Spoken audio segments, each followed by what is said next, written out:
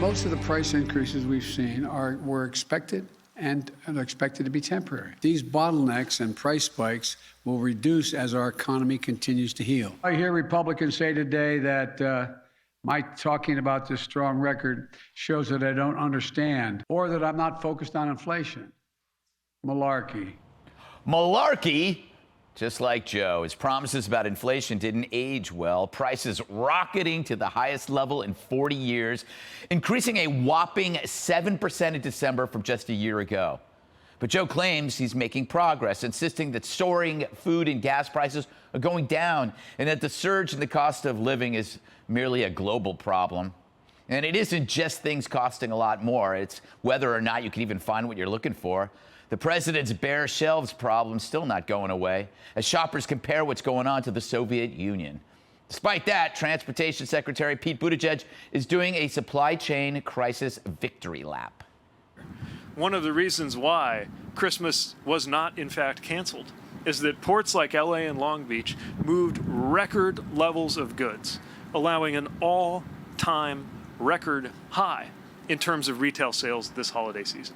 Considering the pressures that this country and these communities have been under, that is an extraordinary achievement. He saved Christmas.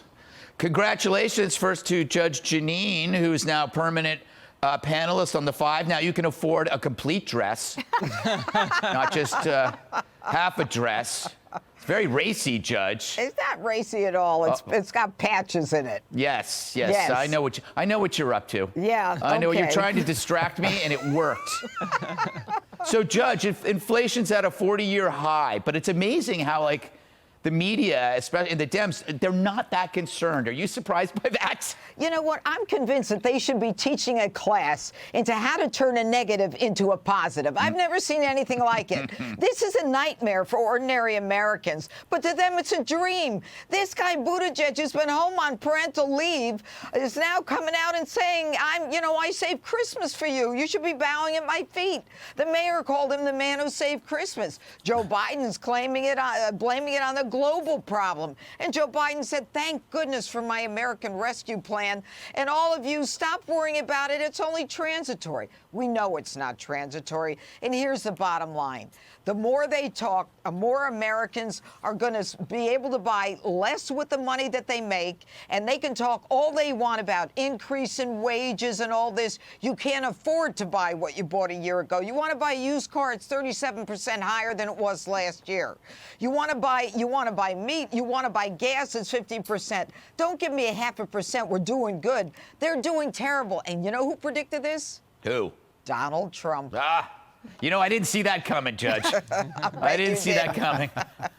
Also congratulations to Geraldo, who has also been made a host. Thank you. With Jessica and Harold in what we call the liberal seat. Now you can finally, maybe you can afford that Mini Cooper you've been waiting for. It came. Oh, it did. So no wonder you think the economy is going great, Geraldo, because you got your Mini Cooper.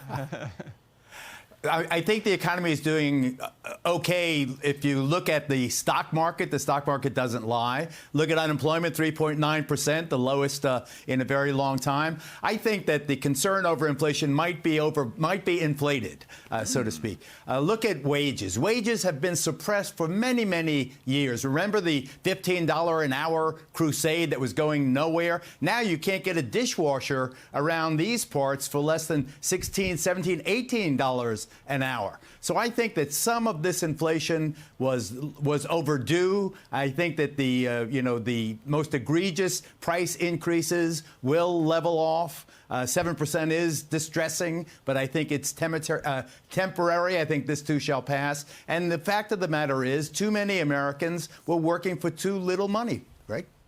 This too shall pass. We keep hearing that, but you got to do something to make it pass. You can't just say that as your strategy. Dana, congratulations on absolutely nothing. Thank you. You did not get promoted. You didn't get a job. I know. But that's okay.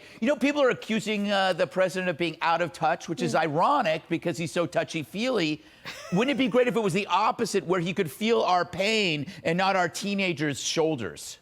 That is a very good thinking there, Greg. Thank you. Obviously, I'm blushing a little bit on behalf of the president. Here's the thing. If it was transitory or it's no big deal, then maybe they wouldn't have the political problems that they have. Did you see the Quinnipiac polls? The president's at 33% approval. Look at some of these other polls. Do you think the economy is getting better, getting worse, or staying about the same? Worse at 54%. This has become a political issue. And the other thing is, what did we do in the United States? It might have been different from other places.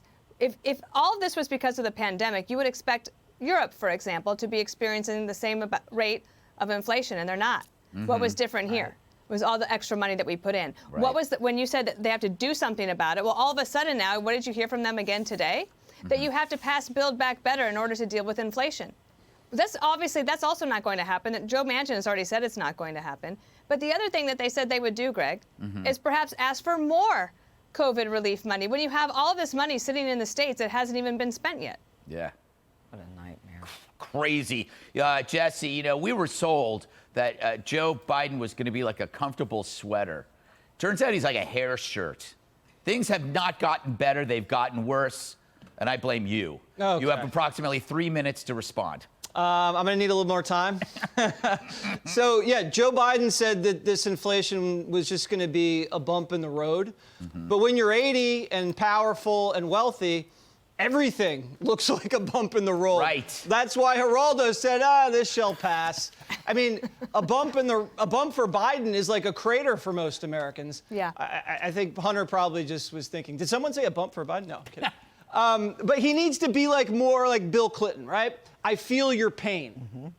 Just your pain. Don't feel everything Clinton felt. But he needs to acknowledge at least a little bit that there is a lot of economic anxiety out there, instead of just cherry picking facts to make this look like the hottest economy of all time. The Fed screwed up. They froze last year. They should have raised rates. Now they're going to have to raise them. But Biden bucks and the COVID relief package, $2 trillion, they basically set off a grease fire in the economy. And that's why you have a dollar that's just been destroyed. And Mayor Pete needs to get back to work. Did he hear what happened to me? Ribeye gate? Yes. They don't have bone-in ribeyes, Secretary. I had to get the boneless ribeye. Americans are suffering. Look, we're not used to scarcity. You understand that, right? If a person outside this country went to an American supermarket, they wouldn't believe what they saw. You put on a Fitbit, and you walk through every aisle in a supermarket, you're doing a half a mile, Gutfeld. Yeah. It's a palace of produce, a mecca of meat. They have tables of cheese. They're all the eye can see. I'm getting hungry just now talking about it. The only time you ever actually see an empty shelf is when people are stocking up before a hurricane, or when idiots like me buy toilet paper in the first week of a pandemic. We're not used to it. Yeah. No, it's only a Democrat could bring us back to the days of scarcity. Judge, last word to you. Who could have predicted this? I think I said that. That was the last sentence, and I'm glad you came around to me. Because you know what? I want to say one thing, Jesse. You are so right. I mean, I remember it was 70s or the 80s. You'd hear about Russia, and they had empty shelves and people standing in line waiting to get food. I never in a million years thought America would be in a situation where we had empty shelves. Yeah. It's shocking. Yeah. That's well, it. Thanks, Obama. Coming up, the media's sudden epiphany on the pandemic. They're just waking up to what we've been telling you for years. Hey, Sean Hannity here. Hey, click here to subscribe to Fox News YouTube page and catch our hottest interviews and most compelling analysis. You will not get it anywhere else.